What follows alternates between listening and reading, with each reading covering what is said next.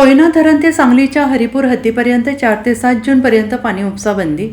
कोयना धरणातील उपलब्ध पाणीसाठा पुरवणे अत्यावश्यक असल्याने सातारा आणि सांगली जिल्ह्यातील कृष्णा नदीवरील कोयना धरण ते हरिपूर हद्दीपर्यंत महाराष्ट्र पाटबंधारेने गुरुवार दिनांक 4 जून ते रविवार दिनांक 7 पर्यंत शेतीसाठी खाजगी उपसा करणाऱ्या आणि बिगर सिंचन औद्योगिक कारणास्तव सर्व योजनांचे पाणी उपसाबंदी करण्यात येत असल्याचा उपसाबंदी आदेश सांगली पाटबंधारे विभागाच्या अधिकारी अभियंता सीमा मोहिते यांनी निर्गमित केला आहे. या कालावधीमध्ये पिण्याचे पाणी पुरवठा करणाऱ्या योजनांव्यतिरिक्त इतर कारणासाठी खाजगी कृष्णा नदीतून पाणी उपसा केल्यास सदर उपसा अनधिकृत समजून संबंधितांचा पाणी परवाना आणि विद्युत पुरवठा 1 वर्षाच्या कालावधीकरिता रद्दबातल करण्यात येऊन उपसा संच सामग्री जप्त करून पुढील कारवाई करण्यात येणार आहे. तसेच धरणातील मर्यादित पाणी साठ्याचा विचार करून बिगर सिंचन पाणी वापरकर्त्यांनी सांडपाणी औद्योगिक वापरातील पाणी थेट नदीत सोडून पाणीसाठा प्रदूषित करू नये.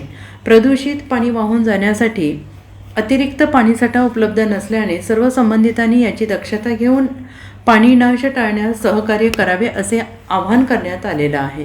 Bureau report SVN Marathi Sangli.